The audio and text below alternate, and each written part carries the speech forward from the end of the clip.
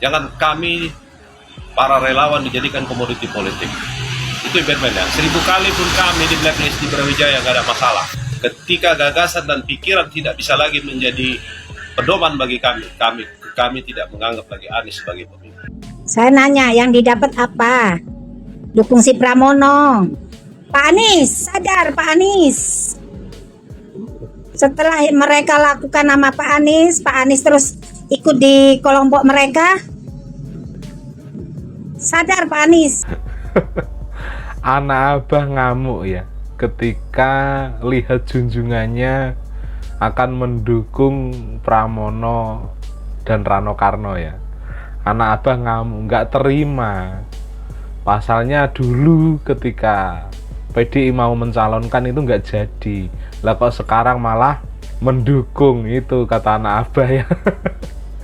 Terus dengan bangganya ini ya, Mas Hasto, Sekjen PDIP, dengan bangganya ini terima kasih kepada anak abah atas dukungannya. Kita harus melawan, intinya melawan penguasa, dan negara ini bukan negara kerajaan melainkan negara demokrasi. Ya memang, siapa yang bilang negara kerajaan gitu ya. Nah, untuk lebih jelasnya langsung saja ya kita reaction bersama-sama kemarahan anak abah ini. Lihat videonya baik-baik. Terima kasih atas dukungan para relawan, kelompok civil society, rekan-rekan pers, juga di Jakarta secara khusus dukungan dari anak abah. Ini mencerminkan bahwa kita menghadapi satu kekuatan yang anti demokrasi. Kita menghadapi satu kekuatan yang ingin mengingkari bahwa negara kita ini berbentuk republik, bukan berbentuk kerajaan. Assalamualaikum. Kepada saudara Batman, Anda nggak usah bilang ada beberapa orang diblokir di Brawijaya 10. 1000 kali blokir pun nggak masalah. Yang saya tidak suka cara berpikir Pak Anies bersikap politik. Itu yang menurut saya nggak cocok. Makanya saya harus melakukan dan bersuara. Kalau beliau menjadi pemimpin, kenapa seperti ini cara berpikirnya, mendukung paslon tapi pakai tangan juru bicara. Gentleman aja beliau, Pak Anies. Jangan kami para relawan dijadikan komoditi politik. Itu Batman ya. 1000 kali pun kami di blacklist di Brawijaya nggak ada masalah. Karena kami berjuang tanpa pamrih. Ingat Batman, mau sampaikan ini 1000 kali saya ketekankan. 1000 kali juga kami di blacklist di Brawijaya 10. Kami tidak ada persoalan. Ketika gagasan dan pikiran tidak bisa lagi menjadi pedoman bagi kami tidak menganggap lagi Anies sebagai pemimpin. Terima kasih. Assalamualaikum warahmatullahi wabarakatuh. Assalamualaikum warahmatullahi wabarakatuh. Kalaulah Pak Anies itu mau dukung si Pramono ya, terus kata teman-teman nggak butuh klarifikasi gitu. Yang didapat Pak Anies apa dengan mendukung si Pramono? Yang didapat apa? Saya nanya, yang didapat apa? Dukung si Pramono. Pak Anies, sadar Pak Anies. Setelah mereka lakukan nama Pak Anies terus ikut di kelompok mereka. Sadar Pak Anies. Sadar Pak Anies. Berarti Pak Anies itu udah menyia-nyiakan perjuangan kami kalau emang Pak Anies mendukung sana.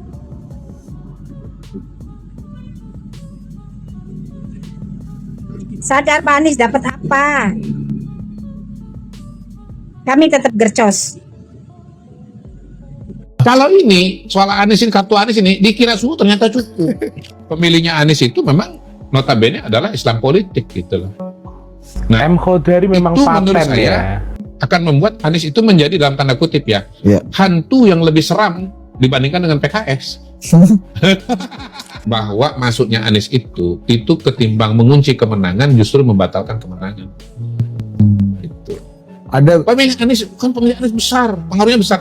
Itu mereka tuh sudah ke Pram Rano. Nggak usah Anies deklarasi pun mereka udah ke Pram Rano. Karena mereka itu kan segmen oposisi. Iya, karena mereka melihat bahwa ada Jokowi, pembenci Jokowi. Iya, dari awal juga udah tahu bahwa Ridwan Kamil itu bagian dari Prabowo dan bagian dari Jokowi. Mereka udah nggak ke situ. Yang salah dihitung atau yang mungkin asumsinya salah adalah bahwa kelompok minoritas itu ya yang tadinya ke Pramono dan Rano justru begitu ada Anies malah lari ke Ridwan Kamil dan Suswono. Gue kasih bocoran kenapa Pramono Anung tidak akan pernah bisa memenangkan Pilkada Jakarta 2024. Alasan pertama karena strategi kampanye dan objek kampanye yang dilakukan oleh tim Pramono Anung ini salah besar. Tim Pramono Anung justru menggait orang-orang ramai di sosial media, sebut aja Pasming Base, Bro Gamal. Terus juga menggait orang-orang berpendidikan dan menggait orang-orang yang memiliki posisi di industri kreatif dan industri keuangan. Dengan menggait kelompok ini, Pramono Anung mungkin akan citra sangat positif dan ramai di sosial media, tapi tidak akan memiliki dampak elektoral pada perolehan suara Pramono Anung. Alasan kedua, kenapa Pramono Anung harus menggait Anies? Ini menurut gue salah besar. Menurut gue orang-orang yang harus digait oleh Pramono Anung adalah orang-orang yang mendukung Prabowo dan Jokowi. Dengan menggait Anies, Pramono Anung justru menjauhkan Pramono Anung dari suara-suara pemilih yang pro ke Prabowo dan Jokowi. Sementara kita tahu Anies Baswedan pemilihnya itu banyak didukung oleh PKS. Sementara PKS sekarang tidak di pihak Pramono Anung. Alasan ketiga dan terakhir dan cukup ultimate adalah karena partai Pramono Anung PDIP. Karena PDIP terlalu eksklusif, jadi tidak mau mencoba merangkul kelompok lain. Padahal Pramono Anung sudah mencoba untuk itu.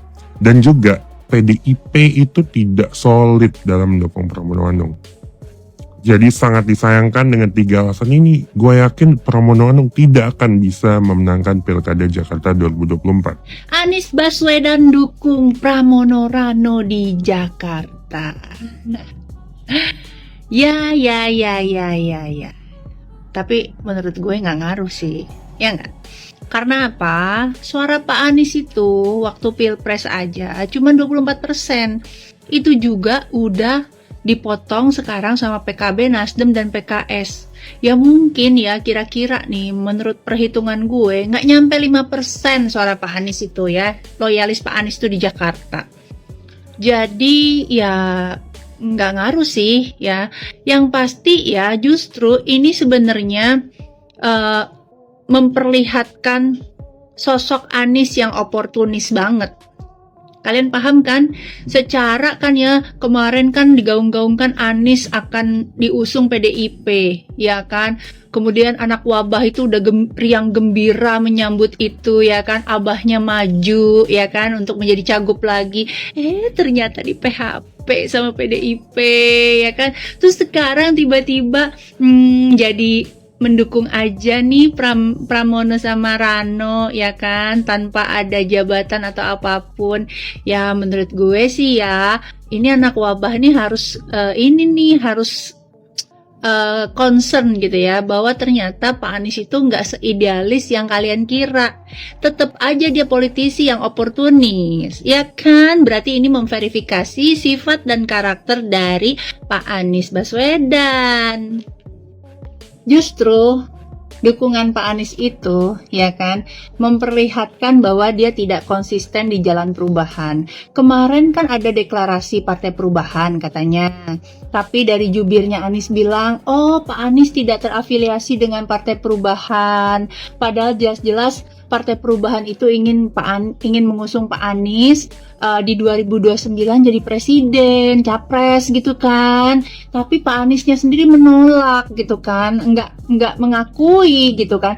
Jadi kayak mana lah nih Pak Anies ini ya? Padahal saya tuh support banget loh Pak Anies tuh bikin partai sendiri. Jadi nggak dompleng sana, dompleng sini, nggak jadi kutu loncat Pak Anies, ya kan? Jadi biar fair kita bermain nanti di 2029, Pak Anies punya partai, ya kan? Ada yang mengusung.